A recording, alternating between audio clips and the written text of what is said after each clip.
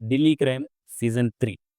ఇంతకుముందు మనకి 'ఢిల్లీ క్రైమ్' సిరీస్‌లో సీజన్ 1 అండ్ సీజన్ 2 వచ్చింది. నాకైతే సీజన్ 1 సూపర్ అనిపిస్తది. ఎందుకంటే అది కరెక్ట్ ఎంగేజింగ్‌గా ఉంటది. అండ్ సీజన్ 2 కూడా పర్లేదు. ఇట్స్ డీసెంట్ అని అనిపించింది. నవంబర్ 13న నెట్‌ఫ్లిక్స్‌లోకి సీజన్ 3 కూడా వచ్చింది. సో, ఆ సీజన్ 3 ఎలా ఉందో మనం తెలుసుకుందాం. సీజన్ 3 విషయానికొస్తే నాకైతే పెద్దగా ఎక్కలేదు. స్టోరీలోకి వెళ్తే ఢిల్లీ, హర్యానా, మిజోరాం లాంటి స్టేట్స్‌లో అమ్మాయిలు మిస్ అవుతూ ఉంటారు. సో, ఆ మిస్ అయిన అమ్మాయిలు ఎక్కడికెళ్తున్నారు?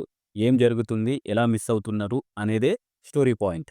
ఈ 'ఢిల్లీ క్రైమ్' సిరీస్ అనేది బేసికల్‌గా ఇన్వెస్టిగేషన్ పోర్షన్స్ మీద డిపెండ్ అయిన సిరీస్ అన్నమాట. సో, మనకి 'ఢిల్లీ క్రైమ్' ఫస్ట్ సిరీస్‌లో ఇన్వెస్టిగేషన్ బాగుంటది. సెకండ్ సిరీస్‌లో కూడా పర్లేదు. But when it comes to third season మనకొక ఫస్ట్ 3, 4 ఎపిసోడ్స్ తర్వాత అది ఇక సాగదీసిన ఫీలింగ్ వస్తది. ఎందుకో మనకి అంతగా ఎక్కదు. అండ్ ఆ ప్లాట్ పాయింట్ అనేది మనం ఆల్రెడీ చూసేసరికి ఇందులో ఏముంటది మహా అయితే ఒక యాంటాగనిస్ట్ ఉంటారు. సో, వాళ్ళకొక చిన్న బ్యాక్ స్టోరీ అని అనిపిస్తది తప్ప ఎక్సైటింగ్‌గా అనిపించదు. యాంటాగనిస్ట్ గురించి కూడా బిల్డప్ బాగిచ్చారు. సో, కానీ అక్కడ స్టఫ్ లేదు. నువ్వు అది జేస్తారు, ఇది చేస్తారని ఏదో బిల్డప్‌కి చెప్పడం తప్ప గాని, వాళ్ళ రోల్‌లో ఆ ఇంటెన్సిటీ కనిపించలేదు నాకు.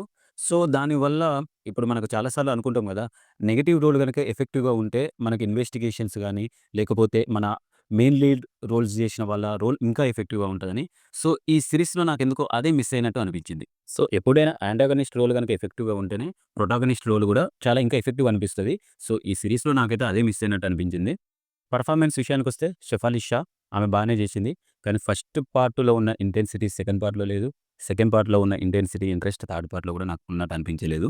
అండ్ కొత్తగా వచ్చిన యాంటాగనిస్ట్ 'హ్యూమా ఖురేషి' ఆమె గూడా ఉన్నంతలో బాగా జేసింది. నేనైతే చాలా ఎక్స్‌పెక్ట్ జేశాను ఆమె రోల్ నుండి. సో, నాకైతే అంత సాటిస్ఫాక్షన్ ఇవ్వలేదు.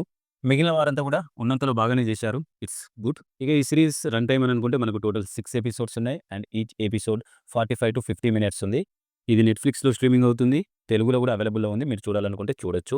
ఫ్యామిలీ తోటి చూడొచ్చా అంటే ప్లీజ్ అవాయిడ్ విత్ ఫ్యామిలీ. మీరు కూడా ఖాళీగా ఉన్నప్పుడు ఎప్పుడైనా ఈ సీరీస్ చూసి మీకు ఎలా అనిపించింది అని మాతోటి షేర్ చేసుకోండి. Thank you so much. Love you all.